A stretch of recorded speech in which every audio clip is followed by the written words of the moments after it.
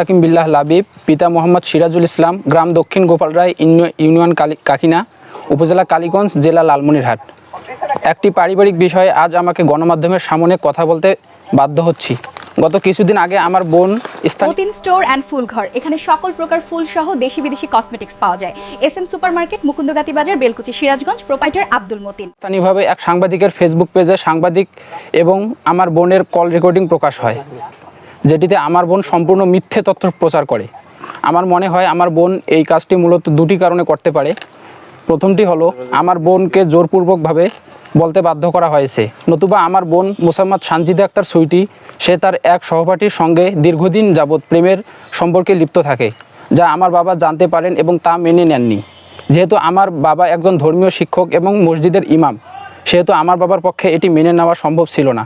আমার বাবার বিপক্ষে যে মামলাটি করা হয়েছে সেটি সম্পূর্ণরূপে মিথ্যা ও হয়রানিমূলক মামলা করা হয়েছে। এ বিষয়ে আমি যতটুকু জানি তা হলো আমার বাবা সম্পূর্ণরূপে নির্দোষ। আমার মা আমার বাবার কোনো কথা শুনতো না। আমার মা প্রতিদিন 4-5 বার করে আমার নানার বাড়িতে যেতেন। সেখানে মামা খালারা যে কুপরামর্শ দিতেন, আমার মা ওই অনুযায়ী বাড়িতে এসে বাবার সাথে খারাপ ব্যবহার করত। এর আগে অনেকবার সালিশি বৈঠকের মাধ্যমে আমার মা এবং বাবার সমস্যার সমাধান করার পরেও আমার মা পূর্বের ন্যায় আবারও পারিবারিক কলহের সৃষ্টি করেন। পরবর্তীতে এভাবে দীর্ঘদিন চলতে থাকার পর আমার মা গত 1 বছর আগে নানার বাড়িতে চলে যায়। চলে যাওয়ার পরে আমরা ভাই বোন মিলে আমার বাবার অনুমতিতে মাকে আনতে যাই, কিন্তু মা আমাকে বলে যে আমি তোর বাবার সংসার করব না, তোর বাবাকে বিয়ে করতে বলিস। আমার বাবা দীর্ঘদিন অপেক্ষা করার পর আমাদের কথা চিন্তা করে মাকে ডিভোর্স দেন। ডিভোর্সের পরবর্তীতে আমার মা আমার বাবার বিরুদ্ধে মিথ্যা মামলা দায়ের করেন। এই মামলায় আদালত গ্রেপ্তারি পরোয়ানা জারি করলে 18 নভেম্বর 2025 তারিখে গ্রেপ্তার হয় এবং 27 নভেম্বর 2025 তারিখে জামিন হয়। আমি মায়ের দেওয়া মিথ্যা মামলা মাকে প্রত্যাহার করার অনুরোধ করছি। আমার বাবা হচ্ছে নির্দোষ।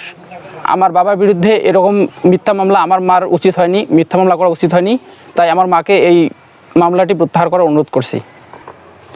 এটা দুটি কারণ হতে পারে। প্রথমটি হচ্ছে তাকে জোরপূর্বকভাবে করানো হয়েছিল, আর দ্বিতীয়ত আব্বু তার সম্পর্ক মেনে নেননি এই ক্ষোভ থেকে। এয়ার টিকেট, ভিসা প্রসেসিং, হজ ও ওমরা। আলামিন ট্রাভেলস এন্ড ট্যুরস, নিরাপদ যাত্রায় আপনার বিশ্বস্ত সঙ্গী থেকে সে বলতে পারে বিয়ে করছে আমার বাবার বিরুদ্ধে, আবার বাবা সেটা মেনে নেননি।